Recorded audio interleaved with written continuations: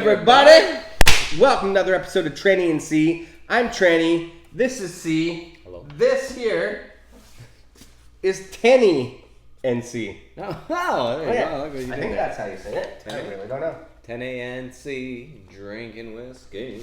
But this is by Spey Whiskey.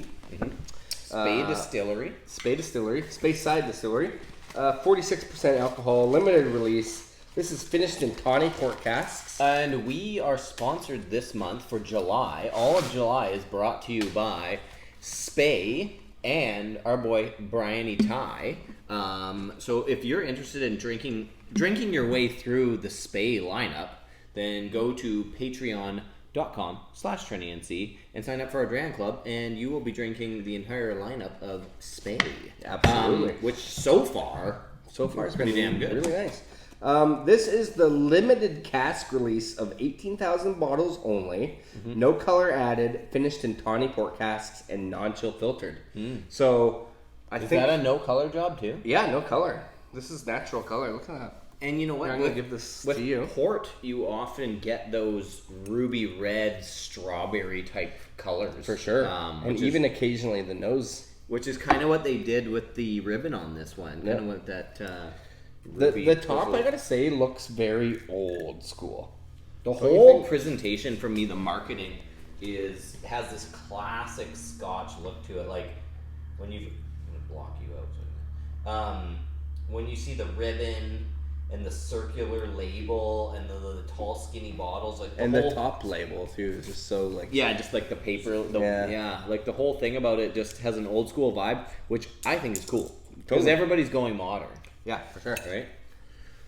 Okay, quiet on set. Little pop. No, it did the trick.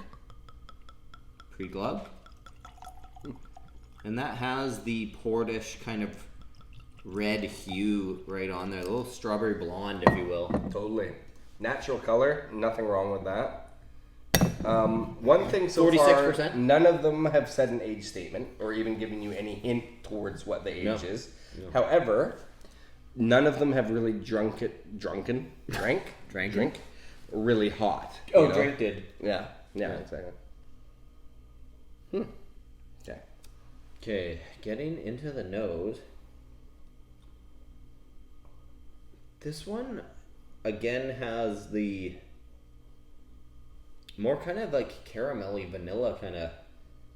It does. Dare I say, like it's very Scotchy. It's nice and Scotchy. I mean, it is a Scotch, but like. Oh God. Okay, hold on. I'm having a hard time picking stuff out of this one actually. For me, it's the vanilla toffee kind of caramel. Fruity too. Like But it also has, it has like a fruity aroma, and it has a little bit of a, it's tingling my nose buds for sure. Like the 46%'s giving me a little bit of a give it a little bit of a breather here. Try to actually shake it up a bit. Well, if the nose is troubling, let's get to the taste and return. Returns of the day. So there's a little bit of brown sugar on there. Like, these are almost all the flavors of like a bourbon cask. Yeah, which is weird. Like I'm not finding a lot of that. Winey. I've had that winey, the wine vibe, kind of like strawberry style. Maybe it'll be on the flavor though. Okay, let's do it.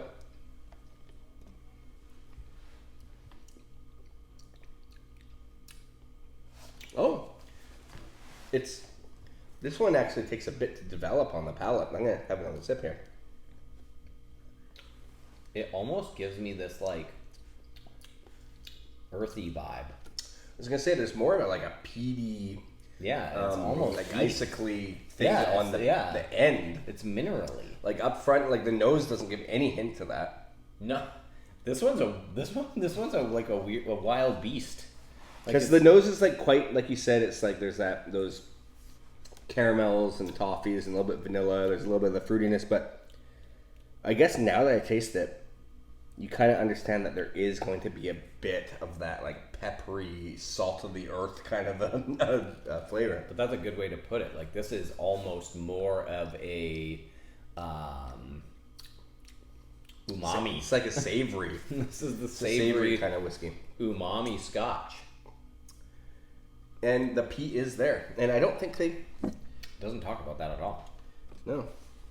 I don't see it. but that's what it tastes like. Interesting.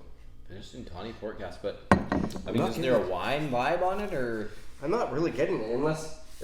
Yeah, never mind. I was gonna say, like, could they potentially have? There is a peat finish one here. they mixed them up? Like it's like the wrong one in the wrong bottle. Imagine Spey mixed them up. Yeah. I'm not saying they did. Maybe this is the way it is, but it does have an actual kind of a peat vibe to it. I guess what's happening here is that we are new to the Spey lineup.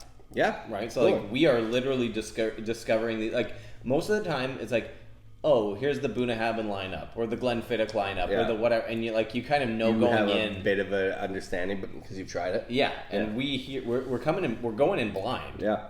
Right? And, like, everything about these is new to us. And each one of them is unique so far. They are. So, I mean, this is I gotta say, like, but okay. And good, though. Yeah, and that's what I was saying. Like, let's focus on the drinkability factor of this whiskey here. Like, although we're pulling it apart, trying to find flavors and, like, trying to compartmentalize it, which is what you normally do when you're doing a review, is like, this tastes like that, now let me describe it. But then it comes down to, do you enjoy it?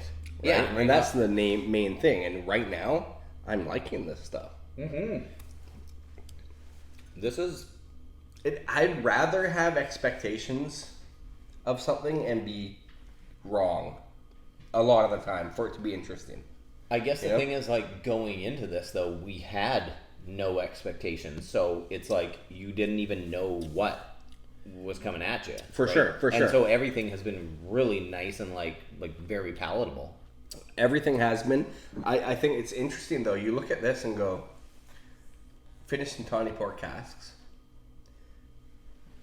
My expectation with that on a bottle is different than the actual what's in it. However, having said that, it's all like really quite tasty stuff. For sure. No, I mean, and again, we literally just popped the top on it too. True. So, this is the kind of thing where you finish the video and then 5 minutes later you're like back finishing the glass and you're like, oh, there it is. The crushability factor on all of these has been excellent. Undeniable. Yeah. So, very interesting one, and this is why it's great to be a Dram Club member, because you also get to, like, discover things that you're like, oh, that's interesting about, like, the Spey lineup or that particular bottling, right? Like, sure, you might not know where you want to place your money, and this is a good way to go about it. Try before you buy. Exactly. Anyway, this has been fun. Again, thank you to Spey, and thank you to Brian E. Ty, and thank you to all our Dram Club members and our patrons. Patreon.com/TrendyNC. Click like, subscribe, leave a comment. Cheers, these.